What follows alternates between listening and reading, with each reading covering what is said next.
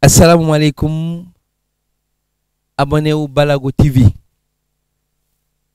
tey jii ñu ngi toog ak leaderu Pape et Cheikh ak suñu rak suñu jigéen bu tudd Ndeye Mour Ndiaye toujours ci élancé wu SODAV bi ki nga xam ne moo jëkk a yëkkati wax ji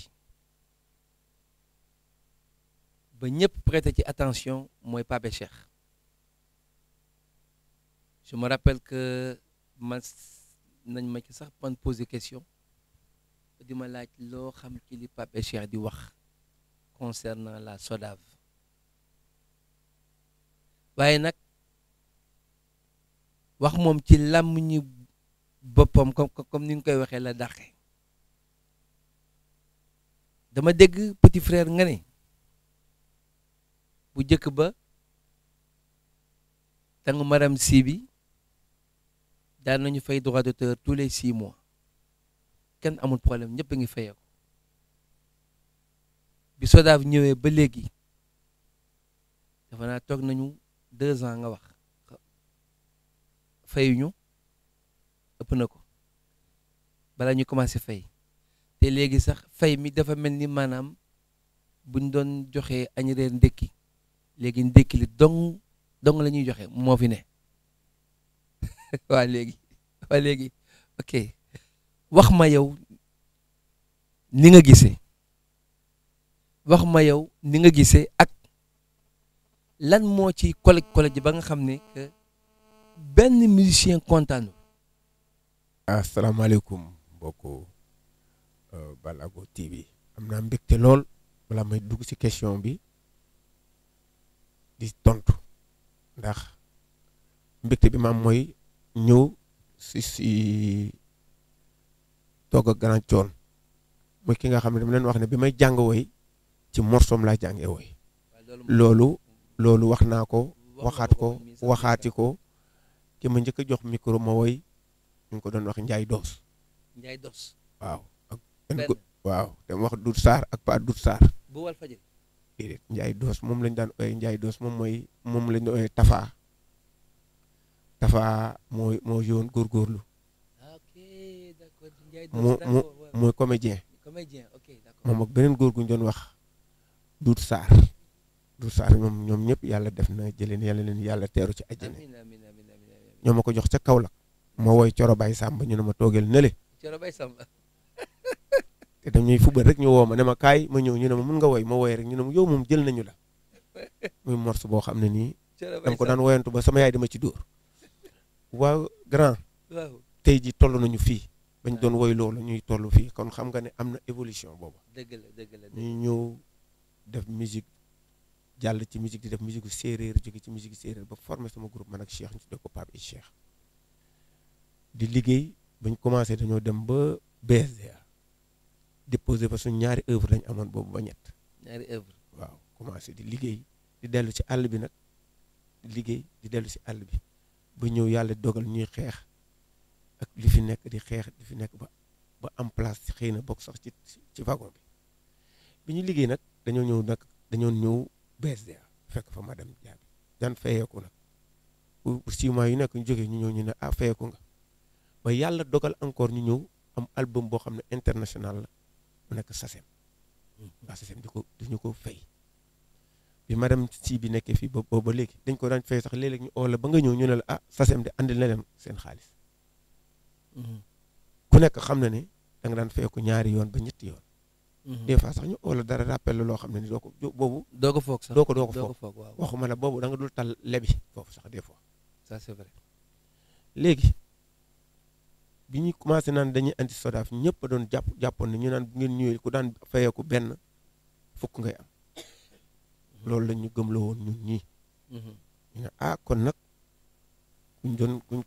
kuñ jëlee ci kër gi di la yóbbu ci guddi gi kon kooku moom war nga koo yàkkamti dëgg la SODAV bi mu ñëwee 2 ans yi gisuñu dara ba fi ñu toll nii benn yoon lañ lay oo nga fayeeku boo fayeekoo benn yoon ba da nga toogaat bu da ngay woote sax kañ la ñu fayeeku ci at mi dañ daan añ ci SODAV dañ daan añ ni ma ko daan expliquer pour nit ñi nga xam ne dégg nañu waxin.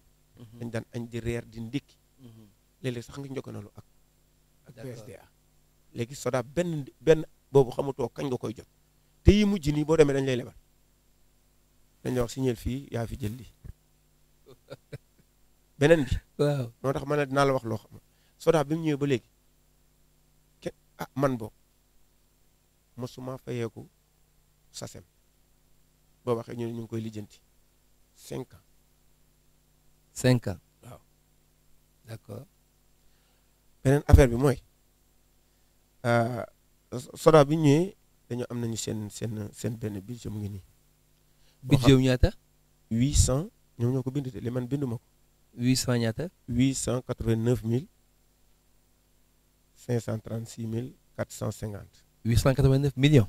millions waaw moom lañ jëlee ñu def charge yi nekk 542 millions mooy charge yi ñoom ñoo ko bind man binduma ko de grand ñoom ñoo mën a charge personnel bi nekk 285 millions 937 755 moom mooy li nga xam ne moom la ñu wax ne mooy charge yi maanaam ñoom si 800 mu ngi nii ñoom ñoo ko bind moom mooy rapportu 2019 ci 800.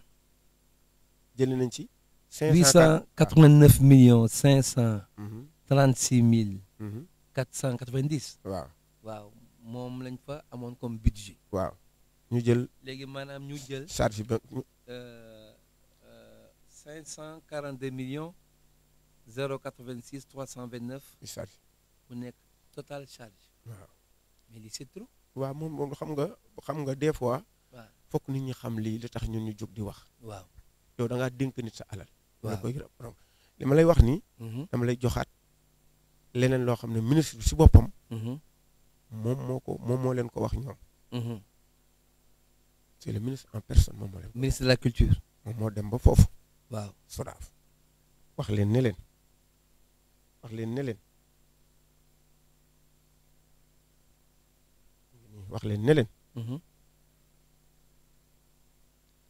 bon waxee ne di nga mën a lire li nga lire li mu leen a wax fii. gestion de la SODAV Abdoulaye Diop assène ses vérités à Ngoné Ndour. waaw léegi. waaw lii moom. waaw lire ko rek lii moom leer na. waaw le ministre de la culture et de la communication monsieur Abdoulaye Diop a asséné sans langue de bois ses vérités sur le mode de fonctionnement très contesté de la Sénégalaise des droits d'auteur et droits voisins SODAV, dont la présidente du conseil d'administration est Ngoné Ndour. waaw moom ba lu mu ko wax. waaw déglu foofu laa lay ñëwal fii. Si vous voulez avoir le respect de la corporation, il y a un ratio minimum qui doit être retenu. Si vous ne présentez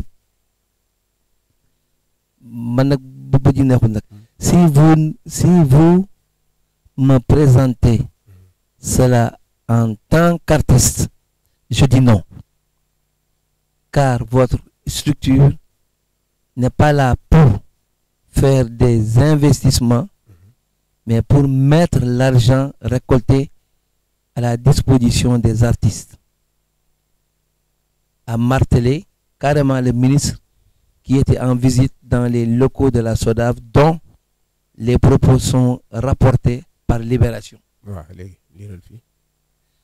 Ok, Abdoulaye Diop de rembobiner. Il faut qu'on s'organise à la SODAV. Le malaise, c'est qu'on ne peut recevoir un milliard, donner la moitié et dire que le reste va dans les frais de gestion. Si vous avez perçu 1 milliard 824 181 191 CFA sur 2 ans et que vous redistribuez près de 926 millions, cela revient à 50% remis aux artistes. ce qui n'est pas concevable. kon man binduma ko grand. waaye li moom kan binduloo moo ko. ko bind kan moo ko wax. Donc de façon ñi bind ñi ils ont rapporté ce qu'a dit exactement le ministre. voilà léegi lii mooy base lii balaa ñu koy biñ ko wax balaa ñu ko doon wax balaa muy bind di demoon nañ ba ci moom. moom ci ministre bi. dem nañu toog ak waa SODAV yëpp. waa SODAV d'accord. boobu moom day doog a xëy na day doog a ñëw comme il était pressé gars yi ne non ñun dañuy ay kii lañu ñun maanaam ay gars yi dañuy troublé ils étaient là tout xam nga ñun fee la ay gars yu duñ joué wuñu ñun daal xewuñu xam nga sénégalais. da ngeen di troublé. waaw dañuy troublé. waaw léegi ñu wax ñu loolu moom mu dem gis li man keroog doog na ba génne sama fiche BSDA li may fayee ko BSDA génne ko ne leen gars yi jox nañ ko ne ko kii warul wax dara parce que day fayee ko maanaam injustice boobu départ ba may wax ne man ku ànd ak man ma wax li may wax ku àndoo parce que au moins dafa mel ni loo xam dafa nekk ci man naa ko génne mu jeex. d'accord c'est ça lii moo tax grand ñu jóg te ku ko dégg nag liir ko kuñ ko jox lii ku bëgg ñu envoyé la ko nga liir ko man binduma ko lii ñoom ñoo ko bind ba pare dañoo lii beneen bi ci nekk mooy dañoo am benn xaalis boo xam ne nii moom la ñuy séddale foofu mu ngi ni rapport bi moom mooy joxe ñi nga xam ne ñu ngi bokk ci conseil d'administration ñu financé leen. mais ñoom ils sont combien. 36 membres. waaw du conseil d'administration. waaw mais du ñëpp nag lañ financé mais déglu ñi nga xam ne financé nañ leen ci conseil d'administration. Élie Charles Moreau. Élie Charles Moreau. Élie Charles Moreau mooy kan. xaw ma ko man xam naa ne dafa ci écrivain yi xaw ma ci ñooñu la bokk. waaw association des métiers de la musique AMS. AMS. dont le président est Daniel Gomes. moom mu ngi bokk moom ci membre du conseil la bokk. ñoom ils ont perçu combien. bindu na ko dañ jox nañ leen rek. jox nañ leen rek. waaw festival Guédiawaye Baye Rap Fou Malade jox nañ leen rek waxuñu. d'accord. anniversaire 20 ans association des métiers de la musique man bindu ma ko ñoom ñoo ko bind seen rapport. d'accord AMS. ñoom financé nañ xamuñu ñaata la. festival Taasu parrainé par Aziz Dieng jox nañ leen xam nga waxuñu ñaata la. festival Taasu. Taasu waaw yëg mos nga ko yëg. non yëguma boobu waaw yëguma grand dëgg rek. yëguma festival Kaay Fecc Kassira Diagne mos nga ko dégg. ma xam sax kuy Kassira Diagne. waaw léegi kooku financé nañ ko. festival Yaakaar de Pendra. kuy Pendra. waaw yooyu yëpp après xam nga doom lay woon rek lii war a mën a andi ay frustration. waaw optimiste production de Pendra financé nañ ko kooku xam nga ko muy ñaari yoon. Seydi Sow non attends kon Pendra bi. moom mu ngi ci conseil ñoom mu ngi ci conseil d'administration. dañ ko financé 2 fois. waaw mu ngi ne man ñoo ko bind man bindu ma ko gannaaw ñoom dañ ko recruter rek. j'ai compris man li may wax ni du lu ma créé. wallaay waaw j'ai compris. Seydi Sow cérémonie de dédicace livre financé nañ ko. Djibril Diallo Safra membre du conseil d'administration financé nañ ko. Massamba Gueye conseil spécial président financé nañ ko ñoo ko bind man bindu ma ko bu ñu paree ñu daal di loué benn kër gu ñu loué boo xam ne ni fii la cité kër góor gi. benn kër. benn fu ñu mun na nekk sax néeg parce que boo ne kër ñu ne néeg la.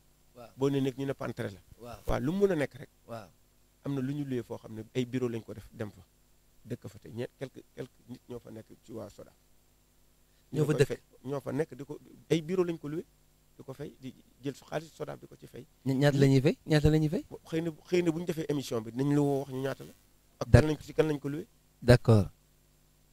loolu bu amee loolu war na tax moo tax ministre bi mu fi waxee ne xaalis bi ñuy jëlee SODAV du lu ñuy séddale du lu ñu la jox boo xam ne da nga ciy loué dañ ciy loué kër dañ ciy def ay formation dañ ciy def ay formation dañ ciy def ay recrutement dañ ciy def ay séminaire ci xaalis artistes yi ba pare bu desee loolu yëpp ñu daal koy def ne mooy fonctionnement bi nekk ci biir lay des ñu ñu jël 300 000 ñu jox ñu ko léegi loolu ba kañ grand. mais man si j'ai bien compris man dans les normes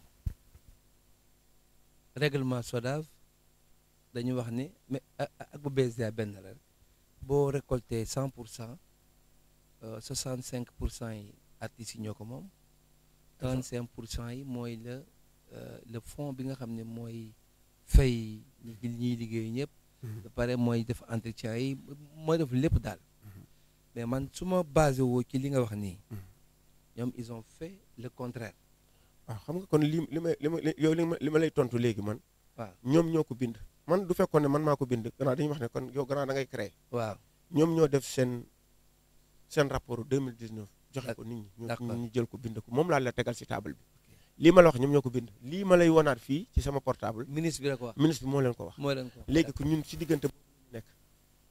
beneen affaire bi nag mooy Covid bi situation artistes yi biñu ne dañ leen di séddale xaalis bi président Macky Sall njëkk a jox ñu ngi koy profité di ko remercier encore ci acte muy def. mais il paraît que joxewaat na 2 milliards 500. waaw foofu nag laay ñëwaat après. ok bi ñu joxee 1 million 1 milliard ya dañ ko séddale am na ci artistes yu man boobu ba ma demee sama techniciens yi sax ñoom ëppale xaalis ñoom am nañu 127. moo ñu jox ma 125. waaw ma ne may naa leen.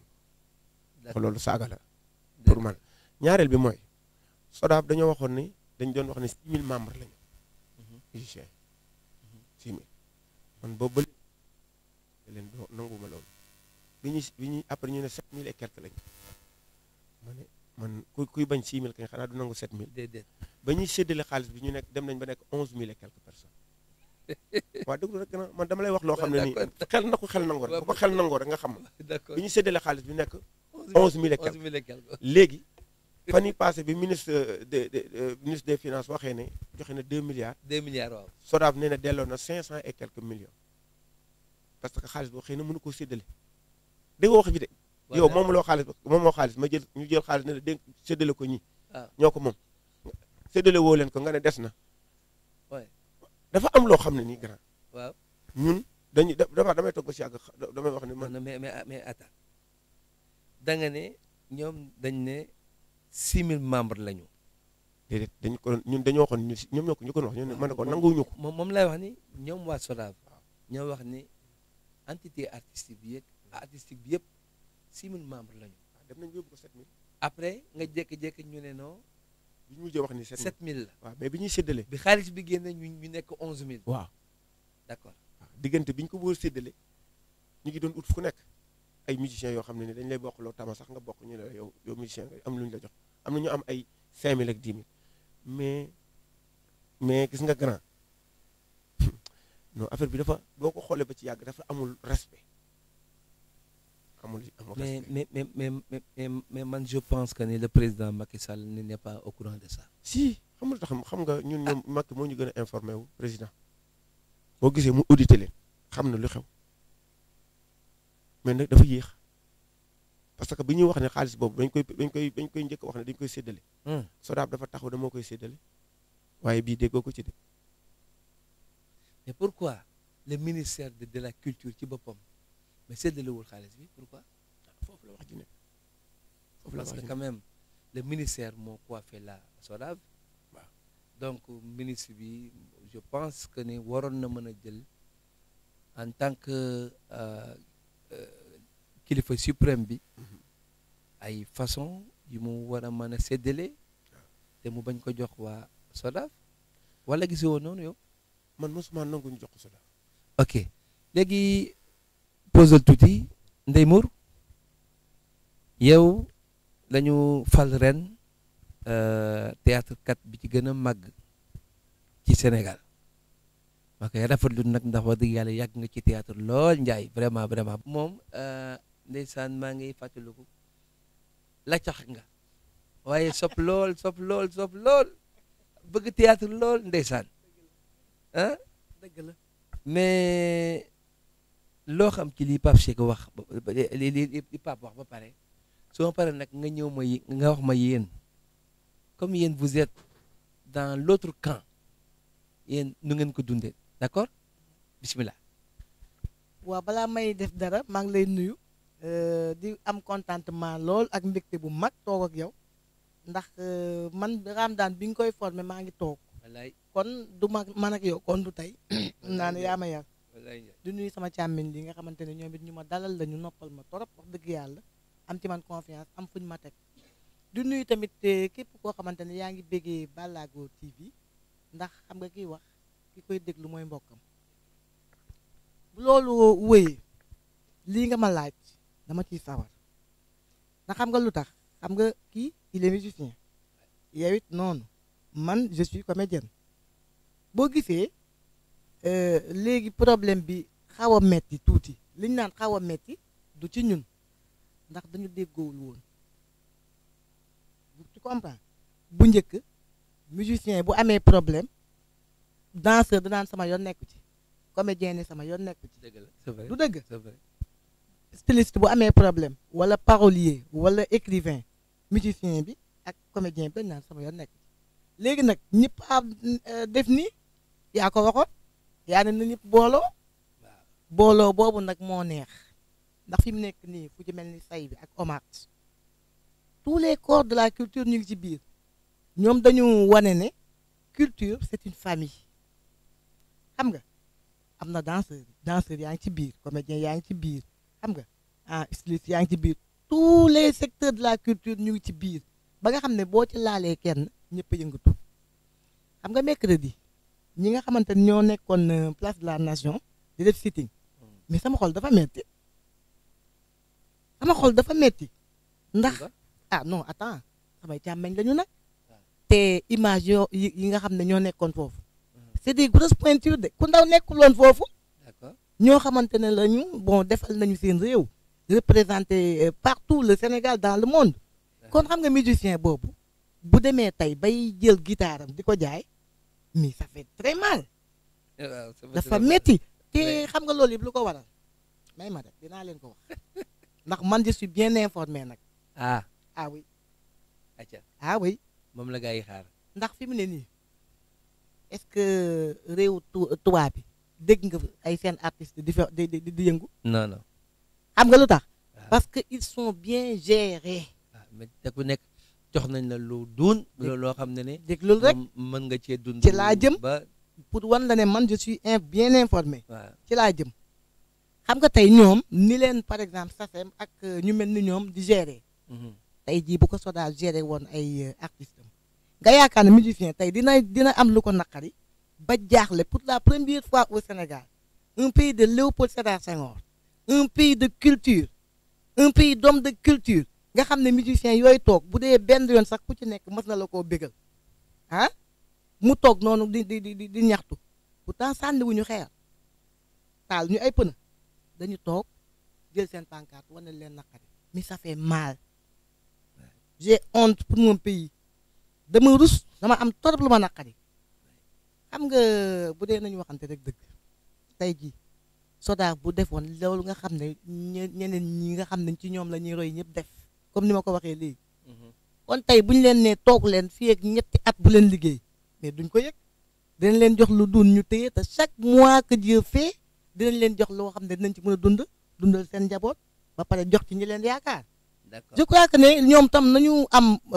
tuuti xalaat ci loolu nañu xalaat ne ñoom ñan nous les artistes d'accord artistes yi d'accord parce que lii nii mais attends xam nga tey peut-être musiciens ñoo ay nii mais ñun yàgg nañoo ay kenn faalewu leen kenn faalewuñu kenn benn ci man kenn parce que du ngeen ay musiciens du ngeen Pape Cheikh wala non attends Pape Cheikh def na li mu war a def ci domaine am muy musique coon def na li mu war a def ci domaine am muy musique mais je crois que tam Ndeye Mou bien sûr elle a fait quelque chose ci domaine de prédilection muy théâtre yéen kay ndeysaan ay samba di ngeen waa lan moo tax léegi kon ñu ne fond Covid 19 yéen bokk leen ci doo ma déglu rek kay yow kay danga ma laaj dinaa la ko leeral bu mu ne naññ ni la lampe ba bëccëg léegi man dama am structure de production bu tudd Mour production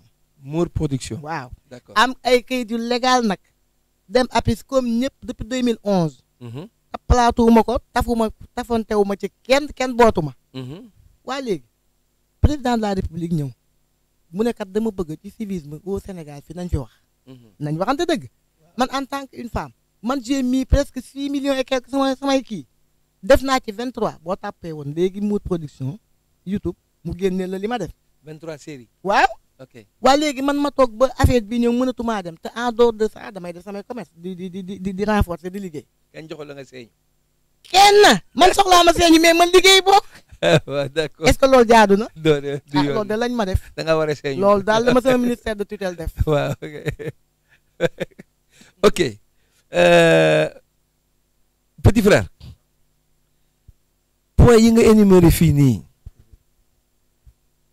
man day jaxal na ma lool parce que boo nee da nga génne rapport nga ne diw financé nga ko da nga naan jox nañ ko nangam diw financé nañ ko da nga naan jox nañ ko nangam boobu ak nangamu kii ak nangamu kii ak nangamu kii soo ko boolee mu nekk nangam ci fond boobu nga xam ne nekk ci lañ war a jël woon financement bi léegi des ndax lii lañ joxe mu des nangam mais là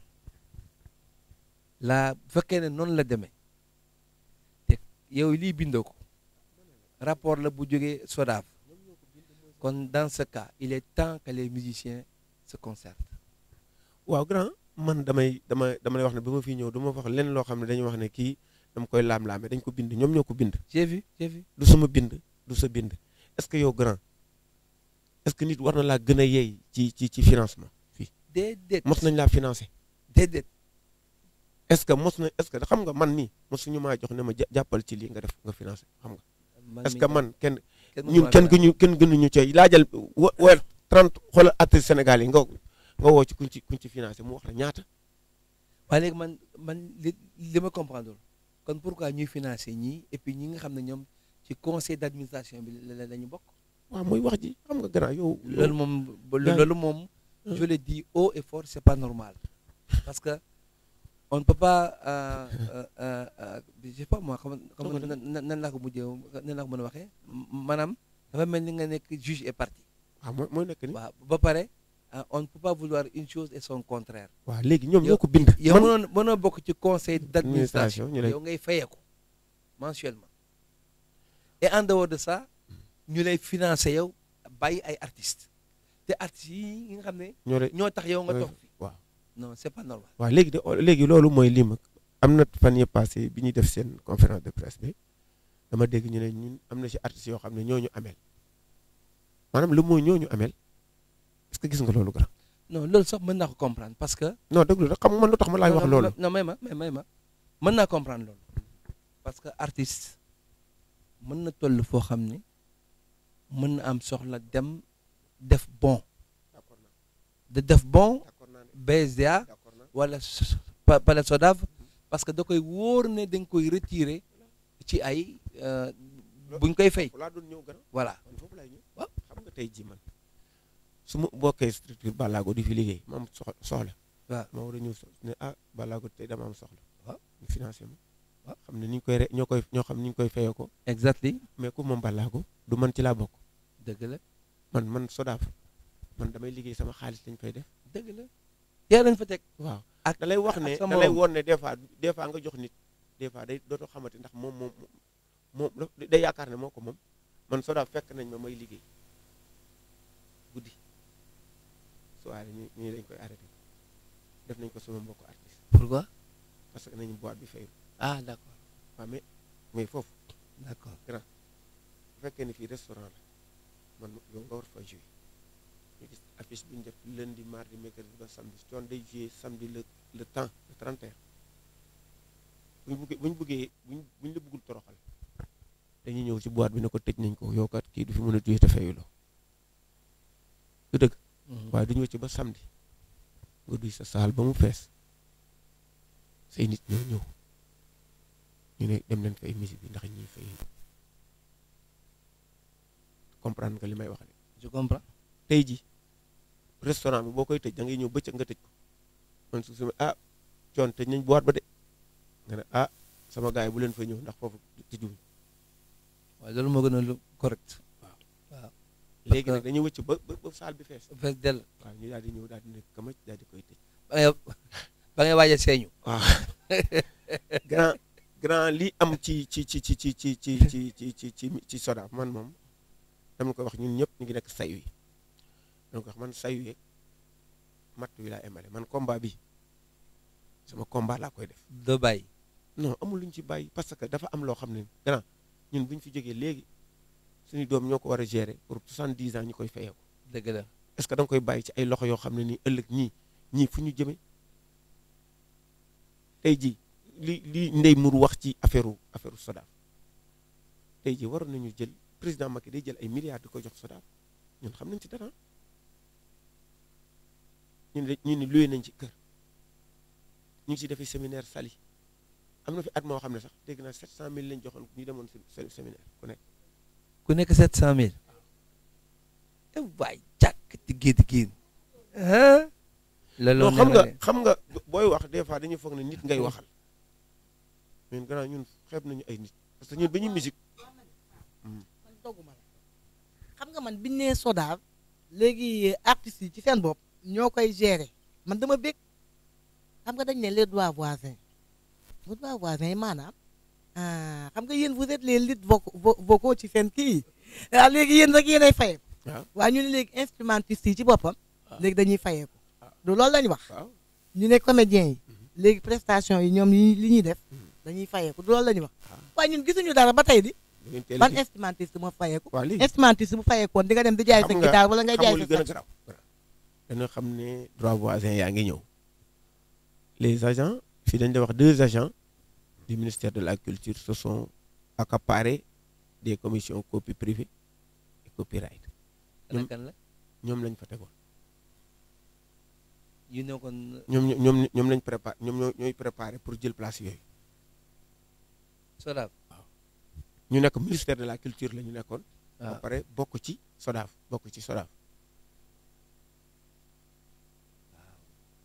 ñaar ñooñu kenn ki ñu joxoon copie privée bi Aziz Dieng la kenn ki Grand Koundoul d'accord Grand Koundoul benn waaw léegi ñun ana artistes yi